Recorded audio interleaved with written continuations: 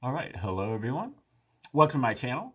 This is an educational channel. We check out great, impactful theories and discoveries that you probably never heard of before, but if you did, it'd make a big impact on your life. And we've been doing a long series of Bible decodes about various aspects of the New Testament, especially the Roman origins hypothesis. For the New Testament, that is that the New Testament was written by the Romans. The Caesars of the Flavian dynasty are the true authors, not the illiterate fishermen in Judea, but the highly bankrolled and educated Romans of the Flavian dynasty of Caesars, that is Emperor Vespasian and his two sons, Emperors Titus and Domitian, from 69 to 96 AD.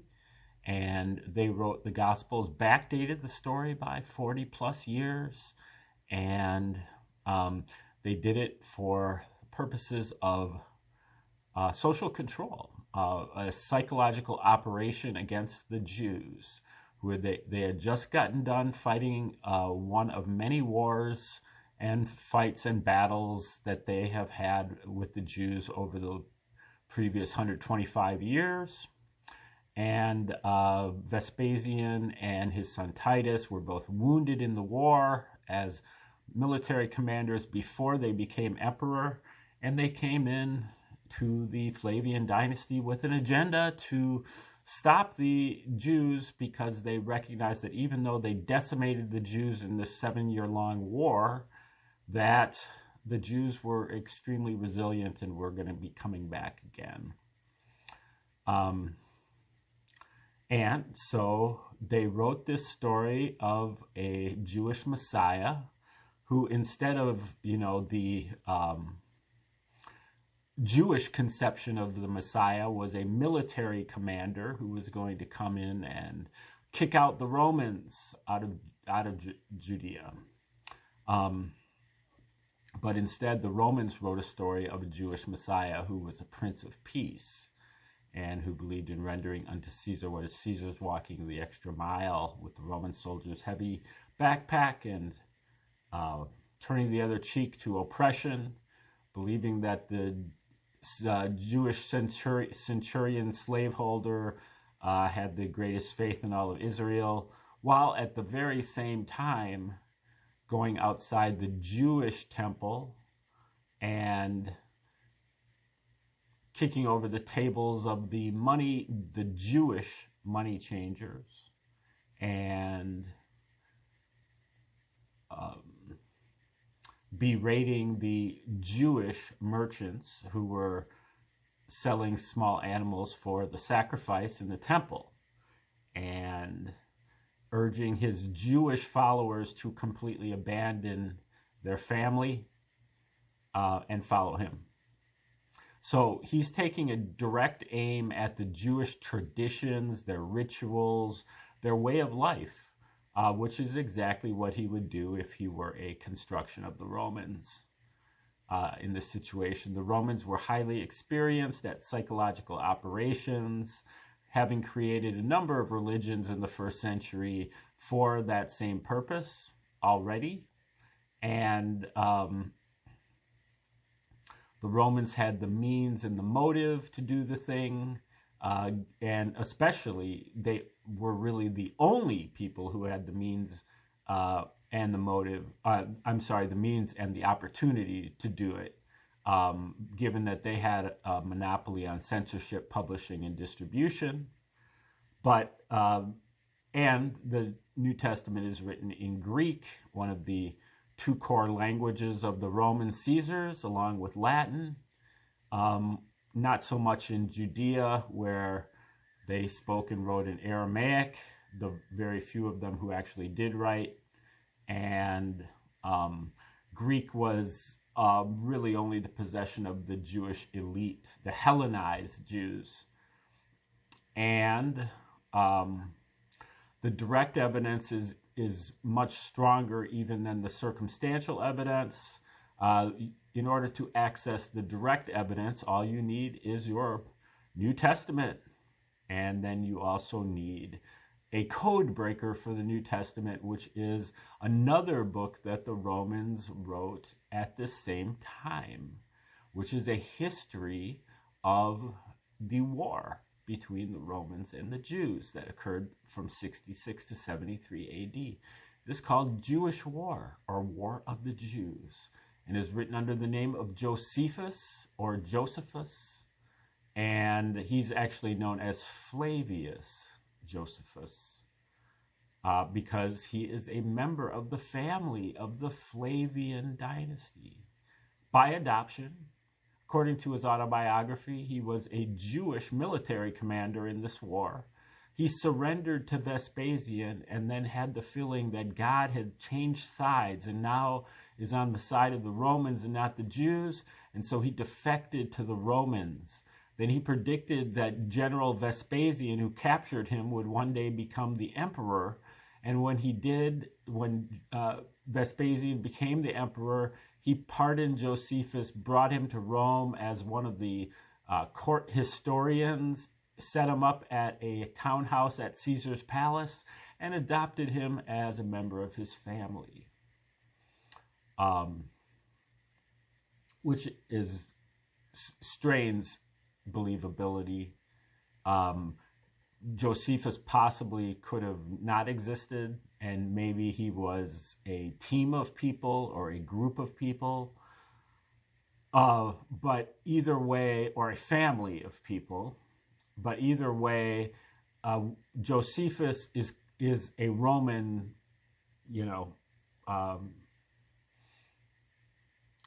supported enterprise. He's at Rome. It's coming from Rome. He's being enthusiastically endorsed by Titus. And if you read War of the Jews in conjunction with your New Testament, you will see so many parallels that it beggars belief, especially if you know what you're looking for. And that's what Michael Menescotz did with his book called Christianity's Origin as Flavian Secrecy Cult. And he found over 250 parallels just in the book of Luke. And some of the parallels will knock your socks off as well. Not all of them, but quite a few of them. And some of them could be dismissed as being coincidental. But many of them are very solid, having a number of motifs in parallel with a passage in the New Testament will be a parallel of a passage in Jewish war. And then when he charted all of the parallels using the book of Luke on the vertical axis and War of the Jews on the horizontal axis, just a two-dimensional graph, the graph makes 5 almost perfect letters in Latin, APTVS, meaning that the Roman Caesars not only wrote the book of Luke, but they signed their name to the book of Luke. Joseph Atwill, in his book, Caesar's Messiah, noticed that the description in the book of Luke of the ministry of Jesus is nothing but a replica of the military campaign of Titus in Judea as recounted by War of the Jews. Every place that Titus goes, Jesus goes in the same order, and they go to these various places and encounter parallel events, and these events are spaced out by 40 years, sometimes to the hour. And there are over 40 such events, not just a couple. There are a number of other avenues of patterns that are also apparent when you look at these. There's a Passover lamb comparison where both of the books bring in Exodus 12, where the Passover ritual is discussed, what you're supposed to do and the procedure, and these are followed to the letter by both of the books. And there are a number of other parallels. If you look in the book of Revelation, now the code is not Josephus's War of the Jews, but another Roman named Suetonius, who wrote a book called 12 Emperors.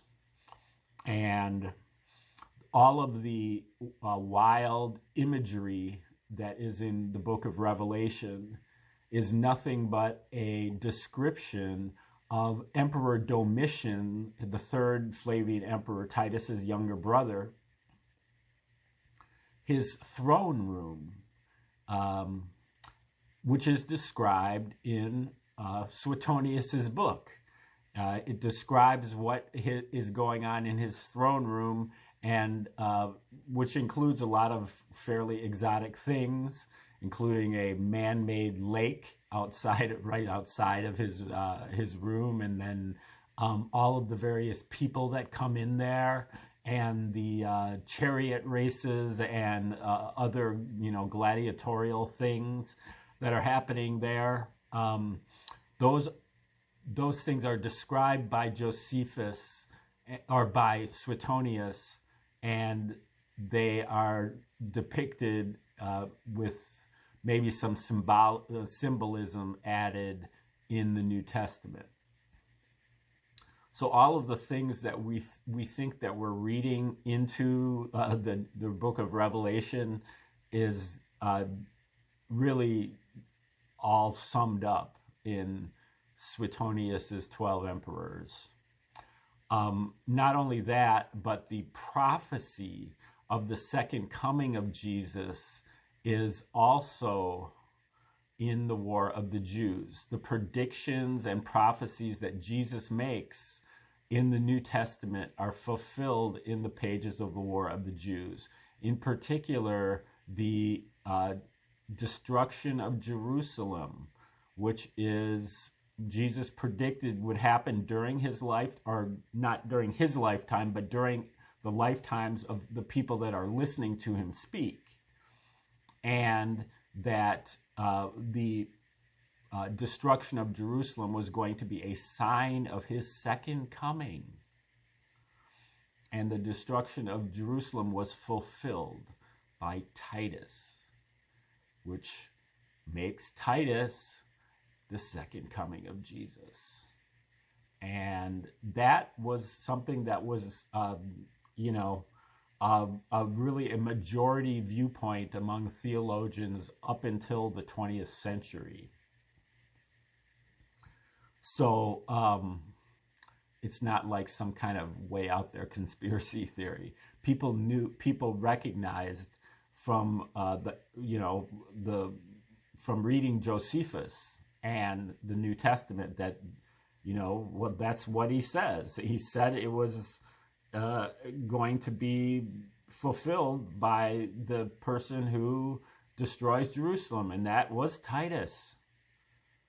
So now we're looking at a few different works in the last couple months that are kind of there's a lot of scholarship on the Roman origins hypothesis, from Bruno Bauer to Sir Ronald Syme and James Ballantyne Hannay and some of the other people at Oxford in the early 20th century.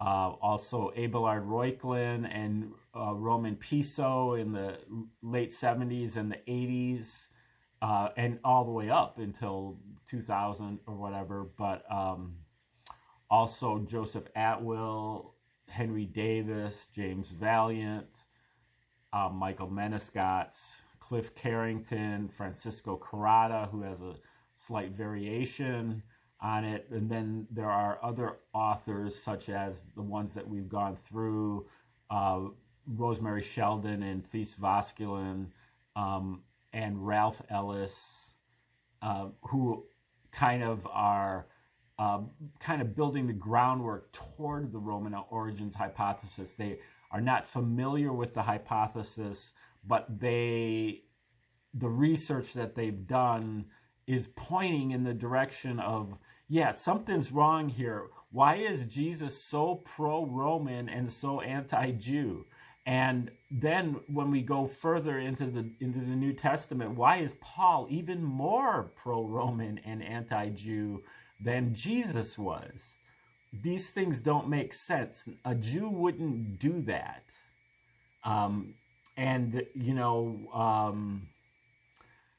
Christians tend to lean on Jesus's militancy of turning over the tables of the money changers and so on, not really recognizing that is an attack on the Jews and not the Romans.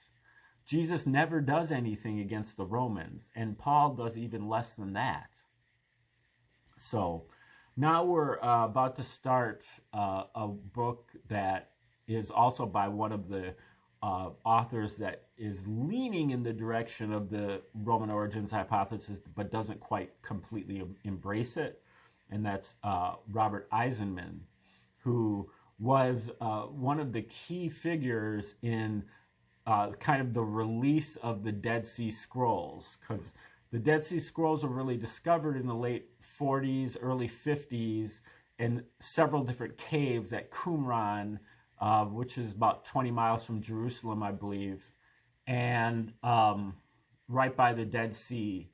And at first, there was a great deal of intrigue and so on with the Dead Sea Scrolls, but basically the Catholics, especially the Dominicans, kind of took control of the research of the Dead Sea Scrolls in the translation of it, mainly. They're mainly Hebrew, some in Aramaic, a couple in Greek.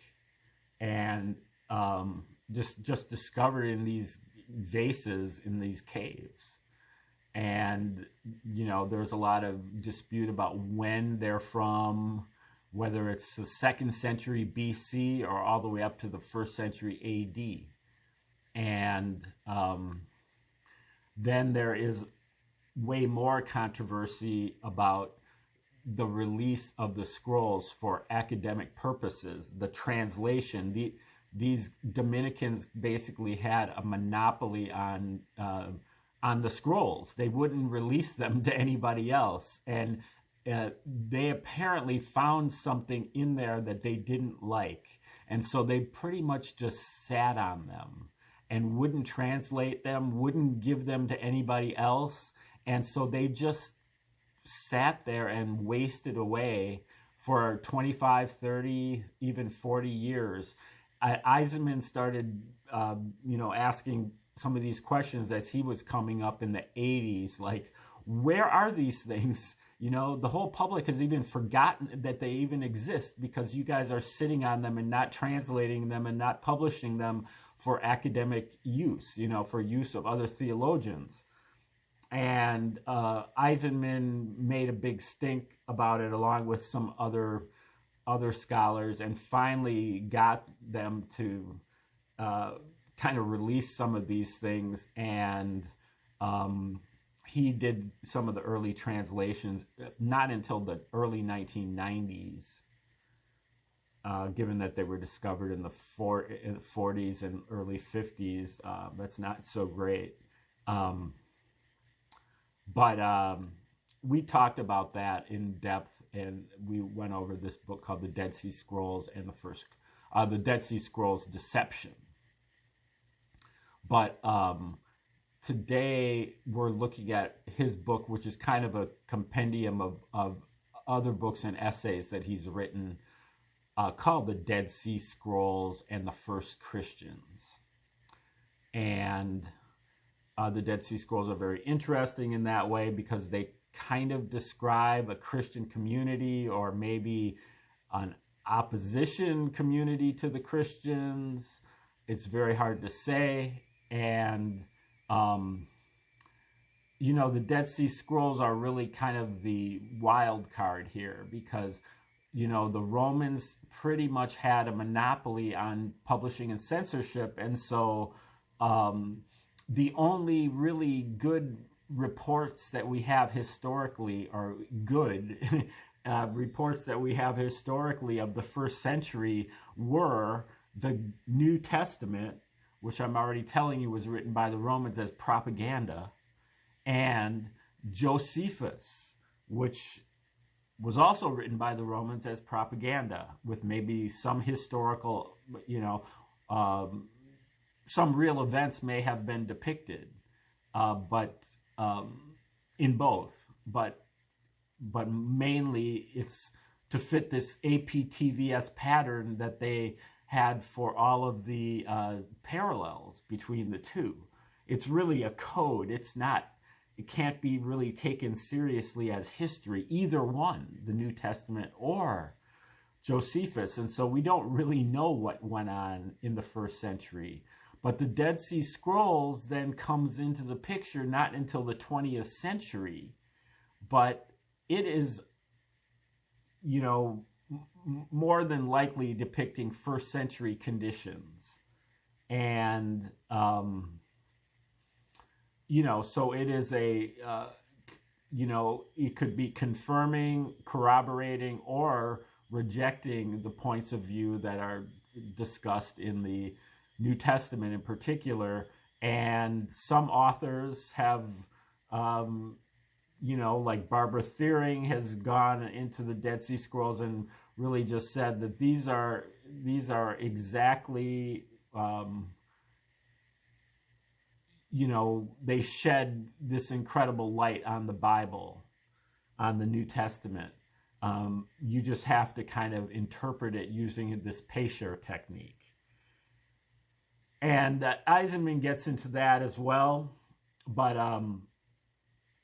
we're going to, in this book, The Dead Sea Scrolls and the First Christians, it includes a couple of his early books and then a lot of chapters or articles that he's written. We're going to kind of skip around. I don't think we're going to read all of this, but we're going to read a few of the articles and maybe one of the shorter books. This is chapter 3, which is called The Jerusalem Community of James the Just and the Community at Qumran. Okay, so James the Just, that's supposed to be the brother of Jesus, James the brother of Jesus. And then the community at Qumran, that's the community that produced these Dead Sea Scrolls. Qumran is where all of the caves are located where these scrolls were found. It seems to me you gotta figure out how to fit this in with the Roman origins hypothesis. Did the Romans have access to these things before they wrote the Gospels? And I think the answer is yes. How did these fit in with them composing the Gospels and also Josephus? So that's kind of the questions that I have here with the Dead Sea Scrolls. Okay, we're going to start the beginning of this chapter here then. In Qumran research, the Jerusalem community of James the Just and its relationship to the community at Qumran has been seriously undervalued. Both communities are led by a man of preeminent righteousness. In the one, he is described as the righteous one. In the other, as the righteous teacher, or teacher of righteousness. That's in the Dead Sea Scrolls. Now, I'm not sure what text he's referring to with the Jerusalem community of James the Just. It might be from one of the Pesher, from the Talmud, or maybe from some of the pseudo-Clementine works, or possibly something in the New Testament. I don't believe so, though. Maybe some of the Apocrypha. Okay, in both instances, the leader or teacher appears to come to a violent end at the hands of the establishment high priest of the time, alluded to at Qumran under the term the wicked priest. Or this could also be from Josephus or Josephus. because he does depict the violent end of James. Okay, alluded to at Qumran under the term the wicked priest. Okay, so in both instances, the teacher appears to, be killed, and it's pretty much at the hands of the wicked priest. Both are leaders in a community of strict hierarchical organization. Both appear to follow a regime of extreme asceticism and poverty, for which they and their followers are often known by others and themselves as the poor. Both exhibit an extreme zeal for the law, which expresses itself in a not one jot, not one tittle approach, meaning he who is guilty of breaking one small point of the law is guilty of breaking it all. In both communities, the language of keeping or breaking the law predominates. Aside from the wicked priest or the establishment high priest who appears to be responsible for the teacher's demise, both have an ideological enemy within the community itself. Whereas both James and the teacher preach a doctrine of salvation by works, working with faith, the ideological adversary known as the liar or the scoffer, the comedian, or the pourer out of lying, the spouter of lies, preaches a more antinomian doctrine of salvation. In both communities, generically similar tongue imagery and contrasting lying and truth terminologies are used to typify these differences. At Qumran, not only does the liar preach a version of salvation that includes removing the boundary markers which the ancestors have set down and leading astray in a trackless waste, undoubtedly an allusion to the law. He is said to have, quote, rejected the law in the midst of the entire community, end quote, and led an assault on the teacher, either verbally or physically. All of these details can be linked to events in and known aspects of the relationship of Paul to James, however painful these may be to the commentator to enumerate. At Qumran, the correspondence of these events to the life and doctrinal position of Paul are made stronger not only by the evocation of language fitting perfectly into the known vocabulary of both the Pauline corpus and the letter of James, but also by the characterization of the liar's mission as leading the many astray with works of lying and teaching others to perform worthless service or mission, as opposed to the proper justification activity of the righteous teacher in making the many righteous.